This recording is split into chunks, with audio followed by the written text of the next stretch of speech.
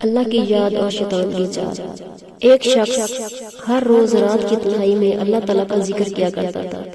اس کام میں اس نے کبھی ناغہ نہ کیا تھا۔ ایک دن شیطان نے اس کے دل میں وسوسہ ڈال دیا کہ اے شخص، تو ہر روز اللہ تعالیٰ کو یاد کرتا ہے اور ایک مدت گزر گئی اس کام کو کرتے کرتے، لیکن کیا کبھی ایک بار بھی اللہ تعالیٰ کی بارگاہ سے جواب آیا ہے کہ لبیک ہوئی ہے؟ تو کسی عاجزی اور انکساری سے اللہ کی ضربے لگاتا ہے، لیکن بارگاہ خداوندی سے تجھے ایک بار بھی جواب تک نہیں آیا۔ اس شخص کے دل میں اس کا خیال کا آنا تھا کہ وہ پریشان ہو گیا اور شکستہ خاطر ہو کر لیٹ گیا۔ خواب میں اسے حضرت خضر علیہ السلام کی زیارت ہوئی۔ آپ نے اس سے پوچھا، اے اللہ کے بندے، تو اللہ کے ذکر سے رک کیوں گیا ہے؟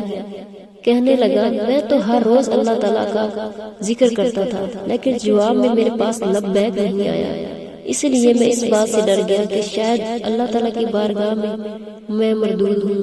یہ سن کر حضرت خضر علیہ السلام نے فرمایا، اے شخص، اللہ پاک نے مجھ سے فرمایا کہ جا میرے اس بندے سے کہہ دو تیرا اللہ اللہ کہنا میرے ہی دم کی وجہ سے ہے۔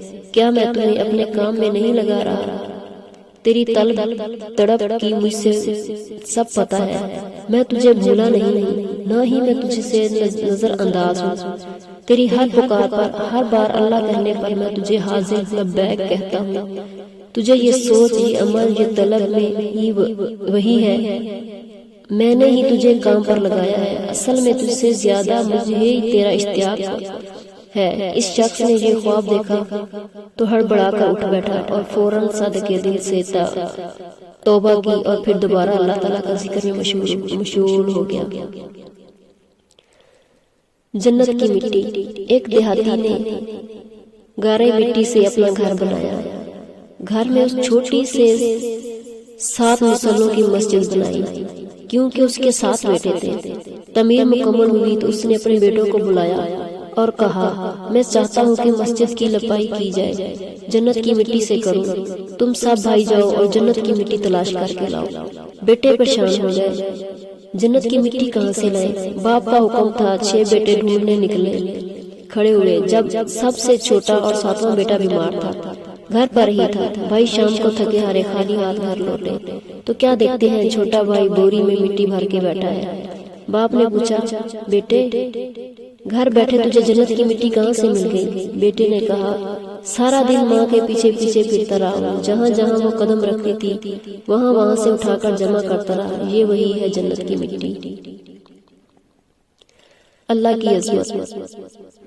انسان کا علم ناقص، اللہ کا علم کامل ہے۔ اللہ تعالیٰ نے انسان کو علم ناقص دیا ہے اور ناقص علم والا فیصلے بھی ناقص ہی کرے گا۔ ہمیں جو حاصل ہوتا ہے اور دیکھنے سے نظر، سننے سے خبر، سوچنے سے عقل، یہ 3 بڑے ذریعے ہیں۔ علم حاصل کرنے کے پھر محسوس بھی ہے، لیکن سب کا عقل سے تعلق ہے۔ یہ تینوں ذریعے ادھورے ہیں۔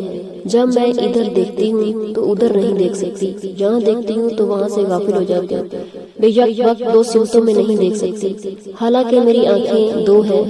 تجربے سے یہ بات ثابت ہوئی ہے کہ ہماری نظر ناقص ہے، اس طرح ہمارا سننا ناقص ہے۔ ہم ایک آواز سن لیں لیکن اس 10 آوازیں بے یک وقت نہیں سن سکتے۔ ایک شور و غل ہوگا لیکن سمجھ کچھ نہیں آئے گا۔ پھر عقل بھی ناقص ہے۔ انسان ایک حد تک سوچتا ہے مگر اس کے بعد سوچ ختم ہوتی ہے، پھر تمہارے غصے سے ایک دم بند ہو جاتی ہے، انتقام کی آگ بھڑک اٹھے گی، سوچ ختم ہو جاتی ہے۔ اس طرح زیادہ خوشی سے بھی یہ سوچ ختم ہو جاتی ہے۔ بوڑھا ہو گیا پھر سوچ ختم ہو گئی۔ کوئی شخص بڑا عالم فاضل کہلاتا ہے، جب بوڑھا ہو گیا تو ایک لفظ بھی یاد نہیں رہتا، ویسا ہی ہو جاتا ہے جیسے کبھی بچہ تھا۔ تو ثابت ہوا کہ عقل بھی انسان کی ناقص ہے۔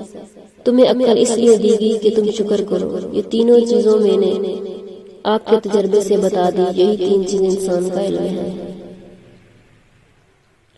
مدینے میں حضرت کے سورج کا لپٹنا۔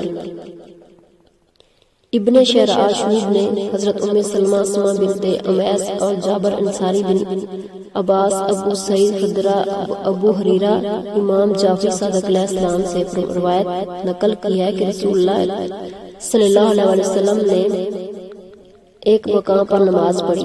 جب آپ وسلم کی نماز سے فارغ ہوئے تو آپ وسلم پر وحی نازل ہونے لگی۔